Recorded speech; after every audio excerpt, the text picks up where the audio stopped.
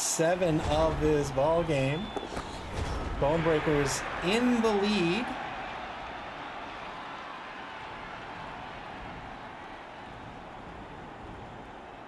Underworld team has the ball here in turn 8.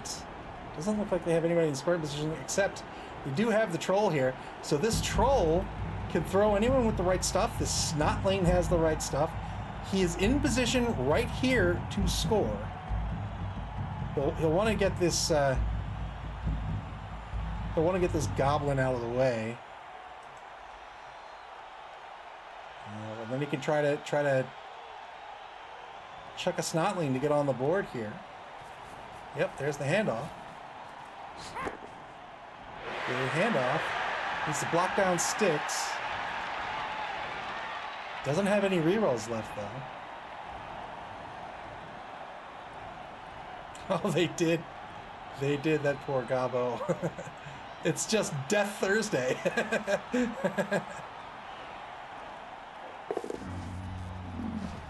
Going for the throw straight up. Didn't land on his feet. Good effort, though. Good effort. That'll be the end of the first half. Bone Breakers in the lead, 1-0.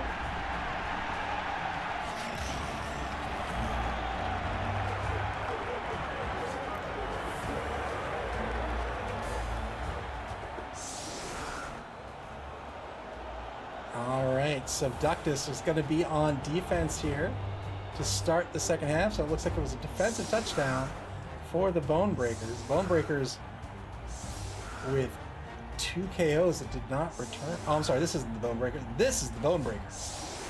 Bone Breakers are going to be on defense. Subductus to be on offense. Now, as an Underworld team, they have a new skill here in BB 2020. These Snotlings have swarming. What that means is after he sets up and after the kick, he rolls a D3. Whenever he rolls on the D3, he can put that many swarming players onto the pitch. So conceivably, he could field 14 players on the pitch. This is an enormous advantage. Foul with number 13. He was called off the pitch. A death with the number 2 Goblin. An injury, a head injury on the number 3 Goblin. 2 KOs. Lost a Clan Rat. Lost a Snotling.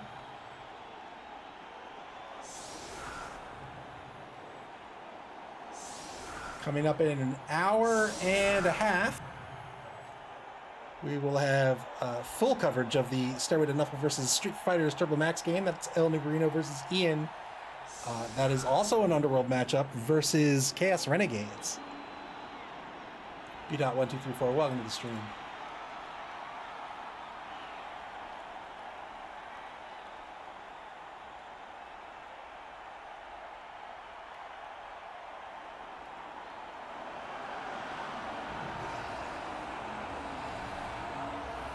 So since we're in the middle of this game, I'm going to tell a story. I want to tell a story because I think some good can come out of it. So I want to talk about my week 1 game this week. So in my game, I think most people would say, who cares? But I do want to talk about this. So my week 1 game, I got real salty. I was up against War Horseman and lost 0-2. And by turn 3, I given up. Like nothing, you know. We didn't say mean words to each other. There were no threats or rudeness or anything, and we were cool. I consider War Horseman a friend. We were still friends, and we're still friends today. But I was super salty, right? I was really bitter and angry about the game. And, commissioning the league, I thought to myself, double skulls. I thought to myself, all right, well, what is my penance? What is my punishment, right? And I said, well, maybe I eject myself from the competition. And I thought, well, no, that gives an advantage to the other division. And then I thought, well, maybe I give myself a 1-game penalty, and I thought, no, that gives an unfair advantage to a certain team. And then I thought to myself, well, what would I do to that's right. I thought to myself, what would I do to another coach that behaved that way? And my answer was nothing. Not only would there be no punishment, no penalty, I would reassure them that this happens to everyone all the time. And I sort of had an epiphany, right? And really what I wanted to talk about was if you are new to the game, even if you're not new to the game, you know, a big barrier. So, you know, if you've been around for a while, you know, I play fighting games. I used to play fighting games competitively, and I love them.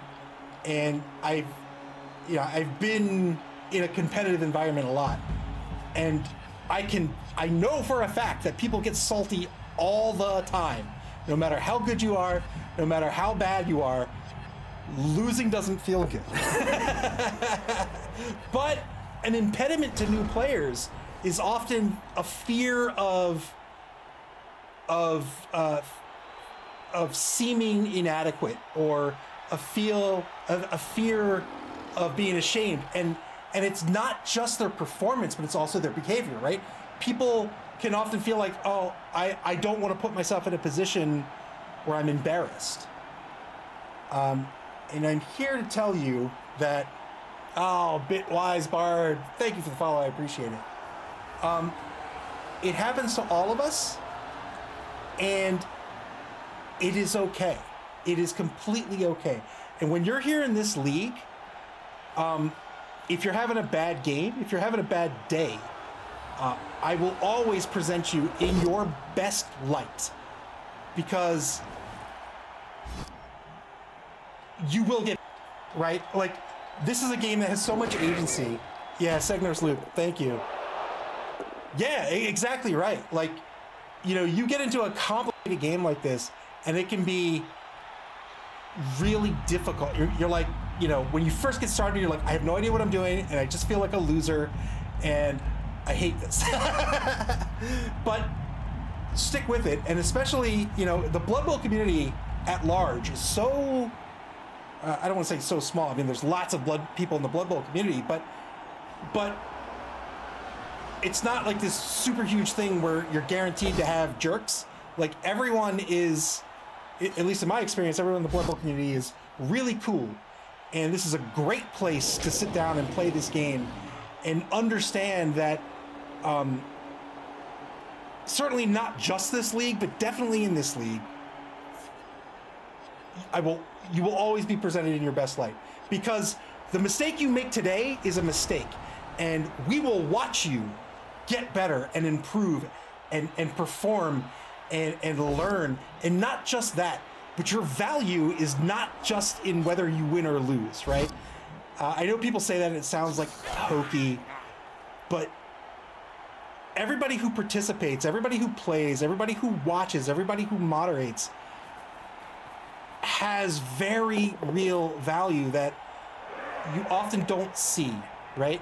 Not me, I've never made a mistake, never rolled a one. Some of us are just better than others. But you often forget, like, you know, we're here sharing this cool game, playing this cool game. People have set aside time to play it. They want to have fun with you, right? They want to just have this entertaining experience. And maybe you just made somebody's bad day good. Maybe you just made some bad news good, right? Maybe you made somebody who's feeling down about themselves feel good about themselves. Like, really, these aren't just silly games. Like, they matter. And so if you want to play, don't worry about it. I know it's hard to say because we all get salty. And I started this story by saying I got salty last week. It happens, and it will happen. And some of us are better at sort of managing that than others, but it is okay, and it is fine. And don't worry about it. Play, have fun, or watch, have fun, and know that you're not alone. you're not the bad guy. We all do it. It is just human. All right, enough of that.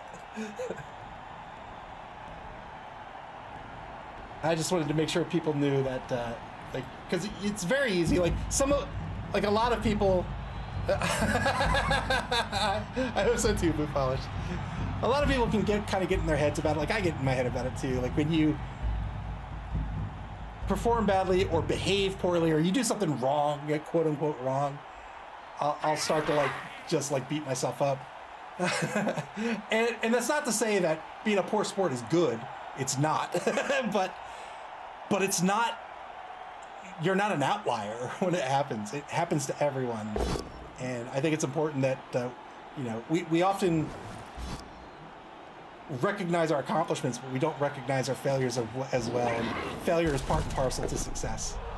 So I think it's important to sort of have a you know, be comfortable with saying, you know what, I messed up. I messed up, and I'm sorry, and it's okay to mess up from time to time. And that way, nobody sort of fails in silence. They do it together and improve together, and then we get really, you know, have fun and have cool matches and stuff.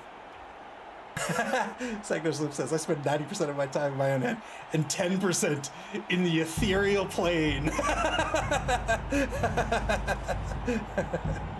All right, Subductus on the opposing 12-yard line in the right wide zone.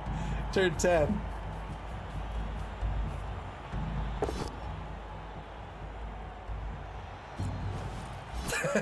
"90% of the time in my own head, but 10%, I'm on the pitch, punching people in the face." 2 bribes for the Bone Breakers. Oh, here's a foul on the big guy. Got called off the pitch, didn't get anything out of the foul. Spent the bribe. The ref will happily take that coin. Honru asks, so how's the game been going? We caught this one mid-play. So far it's 1-0 Bone Breakers. So you see a lot of those dodges there with this goblin here. Goblins really cross. The Snotlings, where are the Snotlings? These Snotlings, so they're very, very weak. Strength 1 means they're almost always eating a 3-die block, but they have sidestep, they have dodge, but they're stunty and titchy as well. This means that all their dodges are 2+. So you really have to be careful of not letting a Snotling get behind you if it's really going to end up hurting you. You have to be careful and put a number of tackle zones between them. All right, turn 11 now. Back to Subductus. They have 1 reroll left for the game. Ball is currently on the Bone Breakers' 24-yard line.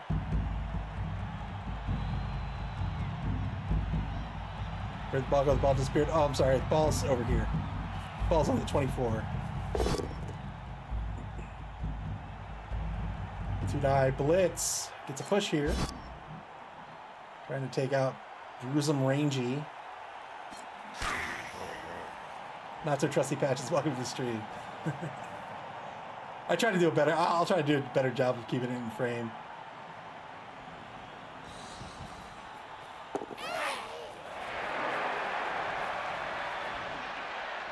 Send the number 12 gutter runner. It's a level 1 gutter runner. It's a. Oh, it looks like he picked up a mercenary gutter runner here.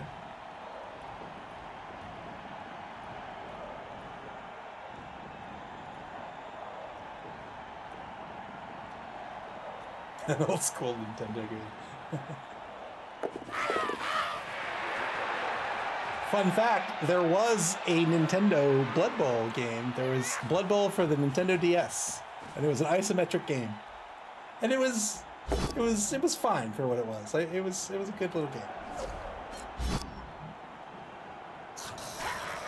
2-die blocks a dodge push over in the right wide zone against Rotgob the Toothache. Takes a mark on the number 7 lineman. Turn 11 back to the Bone Breakers.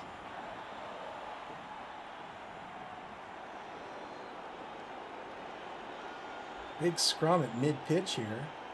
And a whole bunch of tiny fellas. Back on the Bone Breakers half of the pitch.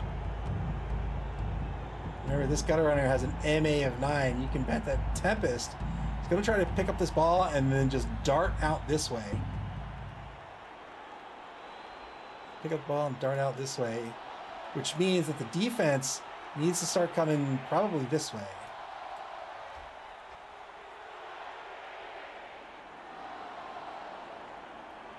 Yeah, I mean, yeah, for a DS game, I thought they did a good job. Paul says, I'm extremely happy I'm not in this grouping. They like to murder. Me too. So if you're unfamiliar with our league, we have 3 open competitions a season. Anyone's welcome to join, whether they're new or a veteran or whether they've competed in the previous competitions or not. And depending on the amount of entrants we get, that determines the format of that particular competition.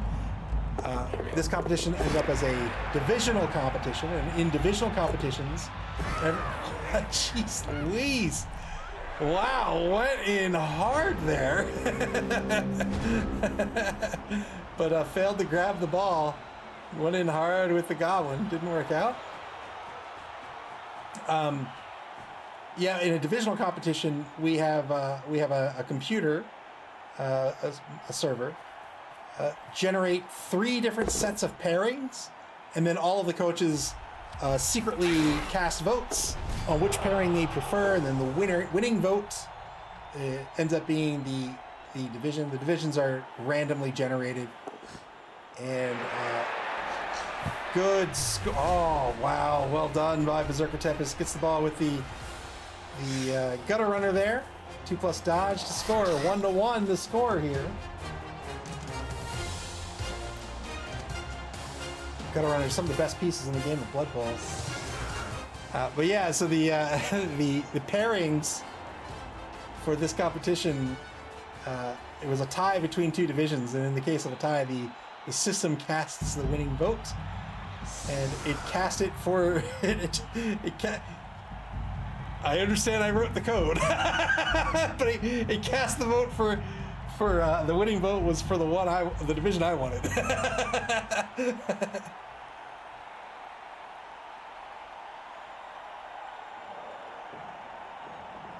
Bone Breakers to set up their offense. 3-man defensive line, setting up in an anchor with a safety. That gutter runner is a safety. We saw that earlier this evening as well.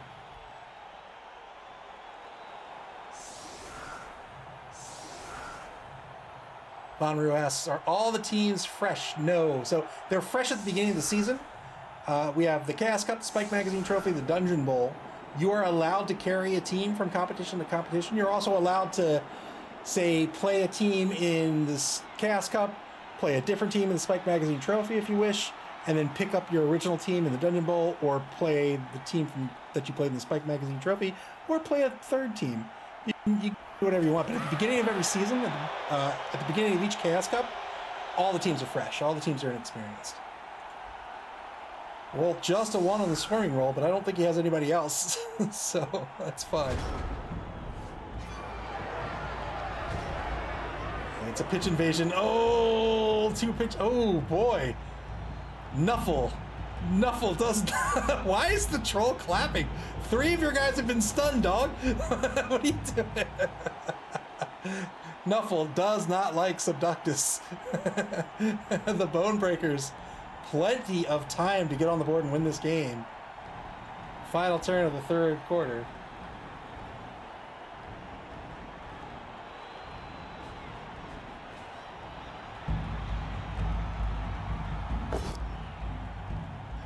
Some are more aged versus others. Yeah, so some of these teams were in the Chaos Cup, so they would have roughly 7 to 9 games. They'd be 7 to 9 games ahead of the fresh teams that entered in the Spike Magazine Trophy.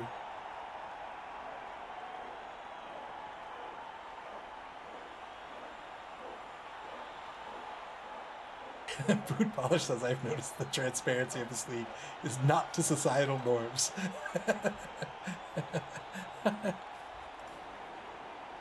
Shifts nosebleed. The number 8 Goblin Bruiser over back to center pitch and then back into the left wide zone. Had second-guessed the movement there. 1 bribe left for the Bone Breakers. Crucially, no re-rolls remaining. This is going to change the odds of all of their actions.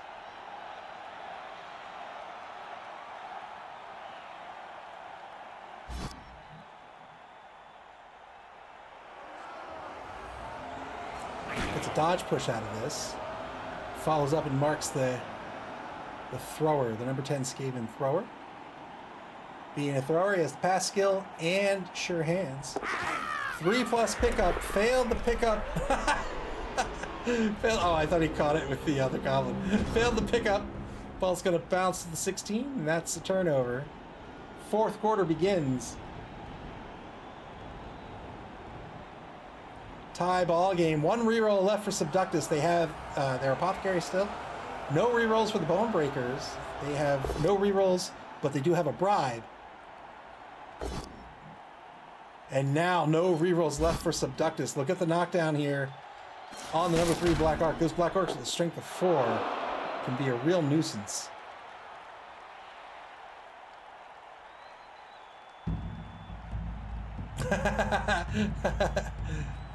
I have a friend like that. I have a friend who is really good at rolling whatever it is he shouldn't he shouldn't roll. Vonner says, I'm not sure that reroll was warranted. Yeah, personally, I wouldn't have rerolled that either. So I would save my rerolls for something I can capitalize on. So, you know, if I need the knockdown in order to score, or in order to put myself in a safe position, or something of that nature. Otherwise, I'm okay with the safe plays, right? I'm okay with the push because it means my drive continues. Learning to manage your rerolls is a big part of the game of Blood Bowl. Some coaches are more aggressive than others. That doesn't mean they're wrong. They just play differently. But young coaches definitely, right? When we all started Blood Bowl, Tempest has been playing Blood Bowl for a while. But new coaches, when they start playing Blood Bowl, you'll see them 1, 2, 3. My rerolls are done, right? In the old version, the LRB6, they'd have 3 rerolls. Turn 3, they're out of rerolls. Now in BB 2020, turn 1, out of rerolls.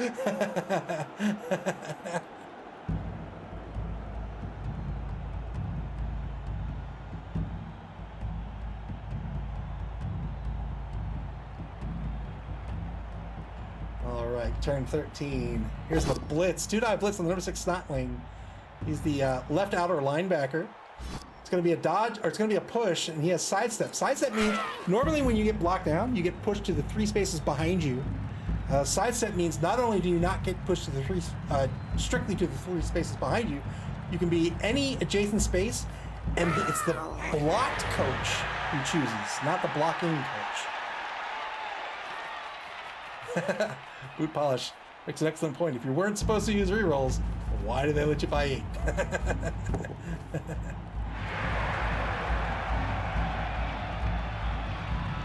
Elder Moreno makes a great point too, and I think that's a point that comes with experience. Elder Moreno says, most of the time I feel like if I needed the reroll, then I already messed up.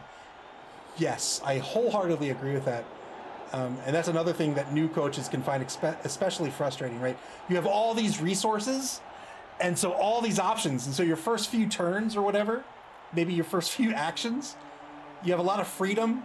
You're chucking dice. Everybody likes to chuck dice. Right, it feels good, and now suddenly you're out of rerolls, and everything's hard, and now you're having a bad time. So really, because there's so much dice in Blood Bowl, not a lot of people, but people who maybe bounced off of Blood Bowl would say, it's too random. It is not too random. Blood Bowl has so much agency. There's so many decisions you make in Blood Bowl that the randomness is not the limiting factor. It's decision making, right? So as we mentioned earlier, like you want to take least risky actions first and more risky actions last. Generally speaking, that is a tactic because Blood Bowl is largely a game of luck mitigation, right? That you want to minimize your chances of failure while maximizing your opponent's chance of failure. So you want to make sure that your rolls are safe, while making sure that your opponent's rolls are not, while making sure that your opponent's turn requires him to take chances and roll dice and burn through rerolls. And there are so many ways to play, so many strategies, so many races to play, so many positionals to hire, different skills to select from, different tactics, different strategies, that chances are if you find yourself in a position where you're burning through rerolls quickly, you might be doing, there might be better ways to go about it where you can hold on to those rerolls and be more effective.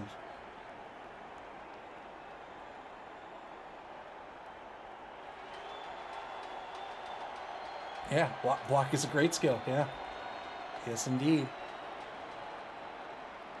Turn 14 here for Subductus. Under a minute to play in the turn. Tempest doing an excellent job with time management here. Has only eaten up 19 seconds on the bonus clock.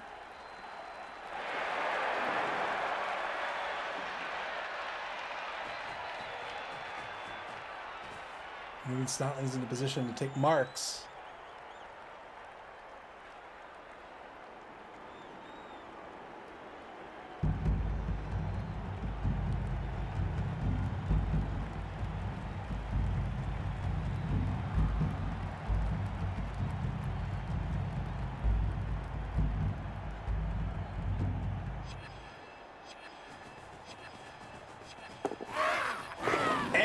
Yeah, every single one of those Snotling dodges is 2+.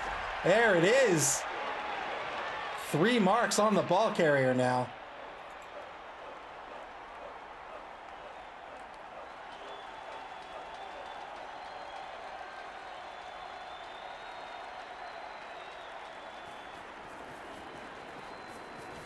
I'm afraid they're all going to get murdered.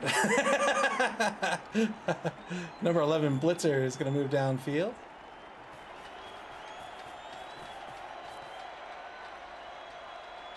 Number 10, Ferraro crosses line of scrimmage.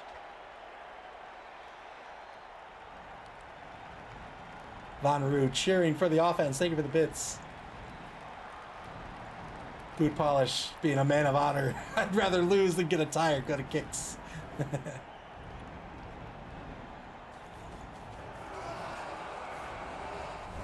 Tempest repositioning players to take the marks in the direction he wishes. Turn 14 now for the Bone Breakers.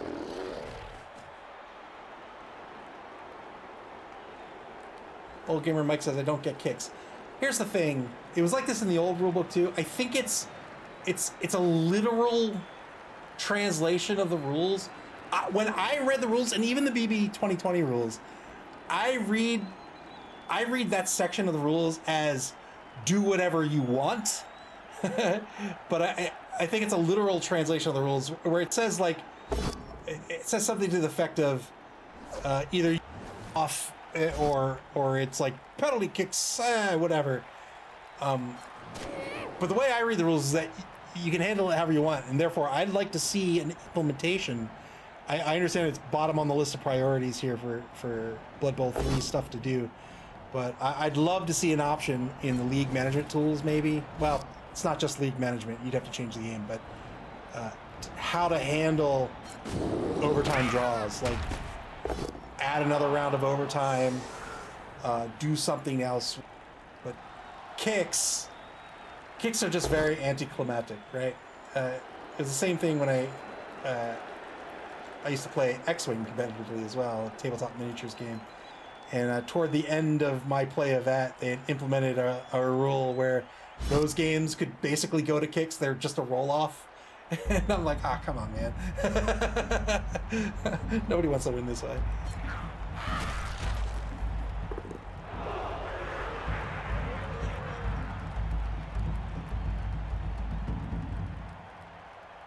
"30 seconds left on the clock. Turn 14 for the Bone Breakers. Bone Breakers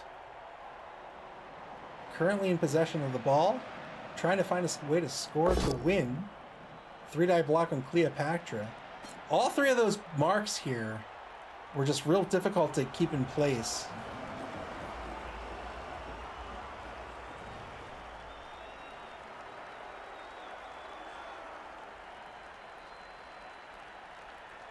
Tempest had 3 of them, was banking on at least one of them standing, and then he could use sidestep to keep that player marking the ball carrier. Oh, Doug the Minotaur. I'm sorry, I totally forgot about that.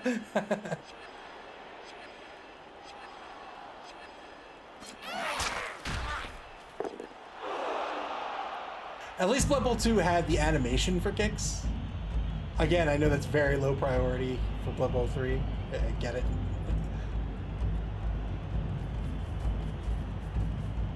Advances the ball across the line of scrimmage. Screech the Headache, the number 9 Goblin. Now on the opposing 2-yard line. With 2.5 turns to go for the Bone Breakers. Boy, oh boy. What on earth? Yes. Yeah.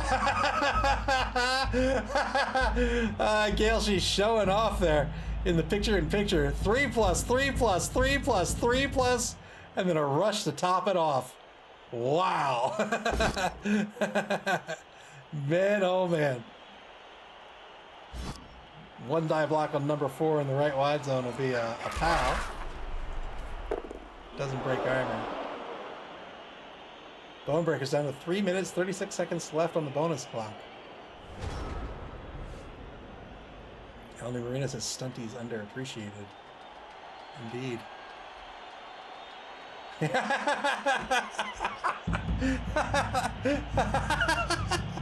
don't know why it's so funny. But Paula says, wow, I can't believe he made the rush. Turn 15 for Subductus here. If they can recover the ball, they'll definitely want to here. Otherwise, they got to make sure they stop the score.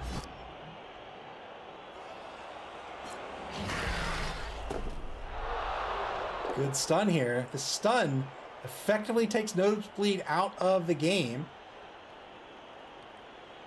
With only 2 turns left. Remember, it costs 3 MA to stand up, so Nosebleed will be out a turn. And then on the following turn, we'll have to spend 3 MA to stand up, leaving them with just 3 MA. 2-9 blitz on the ball carrier. Takes the both down result. And the ball's going to bounce back to the Bone Breakers' own 2-yard line. Turn 15 now for the Breakers.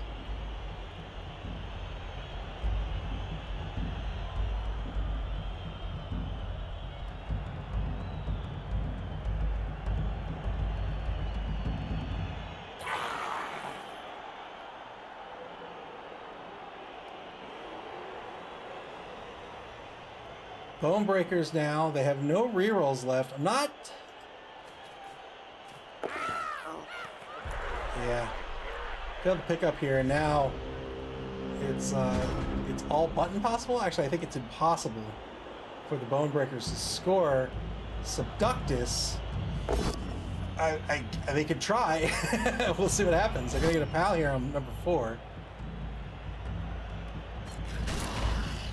Decide to follow up. That ball is marked by a bunch of bad guys. We need to get in there, pray to Nuffle, and then get this ball in the hands of the number 11 blitzer. Running in on the blitz. Gets a pal here on number 9.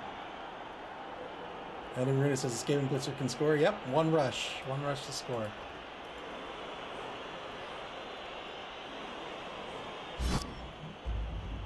Subductus has no rerolls remaining. And boy, this roll, it's going to be a doozy. Oh no, that is not what he wanted. Pushed onto the ball bounced into the hands of the thrower, and now that ball is stuck, so this game is going to end 1-1. Oh no. Decided to dodge out, failed to dodge. Gets chaos and the thrower be safe. Ball's now going to end up on the Breakers' 4-yard line on the left sideline. So now, let's see. What do the Breakers have? Nothing. That's going to be the game.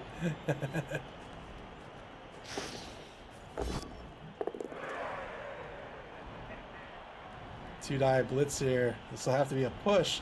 He could just end the game here and take the both down result and hope it's in his favor. He has 10 plus against a 6 plus, but he decides to keep the drive alive.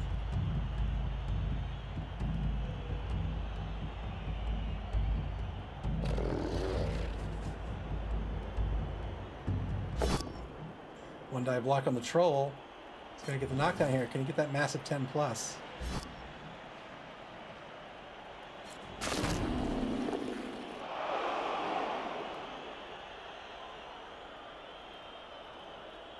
Has it not always been that way?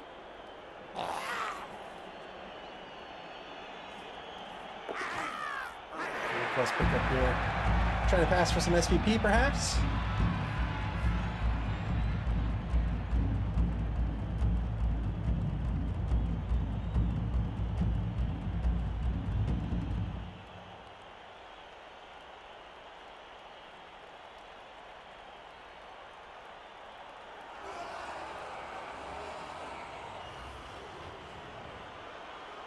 .24 seconds left in the ball game.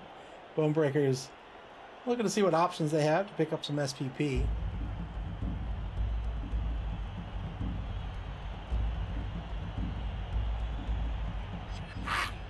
That's true. You did. There you go. Oh, it's on a foul, so it doesn't matter. The GG foul injures the number 4 goblin. Yeah, that's very true. You didn't have to. They have changed it in BB3, sort of. Like, you still have to declare the pass and stuff, but the things that are sort of automatically make sense, like now, you couldn't when BB3 released, but now you can sort of plot. You can plan your move and double click on an opposing player to declare the blitz up front. But you still have to declare a pass up front.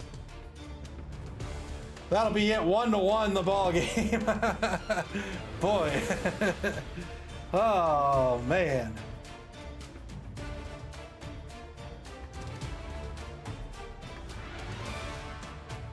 Old Gamer Mike says no overtime. There's no overtime in regulation. There's overtime in the cut the top 4, and there's overtime in the Blood Bowl, which is our championship tournament. Yeah, after that draw, Subductus gets their first draw, as did Bonebreakers got their second draw. So the Bonebreakers currently in 4th place with a record of 0-2-0. That's 2 points and plenty more weeks to play. All right, what's up on the schedule next? It's 10:30, right? Yeah, coming up is going to be at 10:30 this evening Eastern Daylight Time, so UTC -4. So that's going to be about 50 minutes from now. The stream will start at 10:05, and that's about 25 minutes from now. So, yeah, El Bruno, they rescheduled. In 25 minutes from now, we'll restart the stream. I don't know if I'll just keep it running. No, I'll restart it in 25 minutes. I don't know. I've got 5 seconds to think about it. Yeah, I'll restart the stream. I'll end the stream here, and then I'll restart it in 25 minutes, and then we'll get this final game in tonight. That'll be Stairway to Nuffle versus Street Fighter Turbo Max, El Bruno versus Ian. Yeah, time to take a bathroom break, get some water, do all that stuff, and then we'll see you back here shortly. Let's do the outro. Let's do the outro for the sake of YouTube. One game left to be scheduled this week, and when that game gets scheduled, we'll be able to check out and get alerted to those schedules on our website at maml.club. That's MAML.CLUB. Here on Twitch or on our social media pages on Blue Sky, Twitter, and Facebook. You can also watch previous games on our YouTube channel. Play Blood Bowl. You can play. Oh, the pancakes! I forgot the pancakes. You know what? I'm not going to forget the pancakes in this upcoming game. I'm not. You can play Blood Bowl via Blood Bowl 3 on Steam, the Epic Game Store, PlayStation, and Xbox, and in tabletop form at your friendly local game store until 25 minutes from now. Take care, everybody, and enjoy the rest of your 25 minutes. I'll see you back here soon.